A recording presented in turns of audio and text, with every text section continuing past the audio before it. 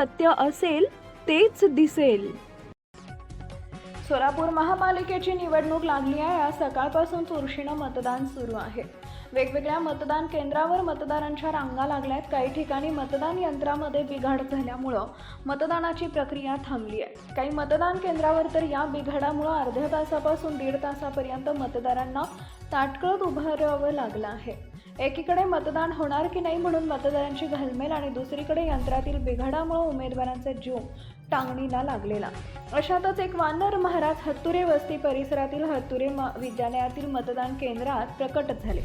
मतदान केंद्र परिसरात नुसतीच हजेरी लावली नाही तर या वानर महाराजांनी चक्क मतदारांच्या रांगेत आपला नंबर लावला. मतदारांसोबत ते रांगेत थांबले. ना कोणाला या महाराजांचा काही उपद्रव ना या महाराजांना इतर कोणाची अडचण. सरकत्या रांगेसोबत महाराज सुद्धा चालत पुढे गेले. मात्र त्यांना मतदान केंद्रात प्रवेश मिळाला नाही. तेव्हा हे वानर महाशय मतदान केंद्रासमोरच कट्ट्यावर ठाण मांडून बसले.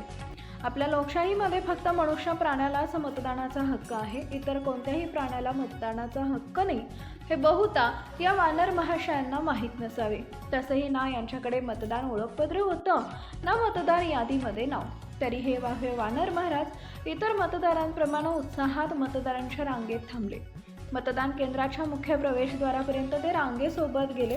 मात्र तिथून आत प्रवेश न मिळाल्याच्या कारणावरून ते मतदान केंद्रासमोरील कट्ट्यावर ठाण मांडून बराच वेळ बसले.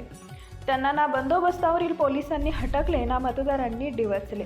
बराच वेळ हे महाराज कट्ट्यावर तिथेच बसून राहिले. शेवटी आपली मतदान होणार नाही हे बहुधा त्यांच्या लक्षात आले आणि म्हणूनच ते स्वतःहून उठून निघून गेले.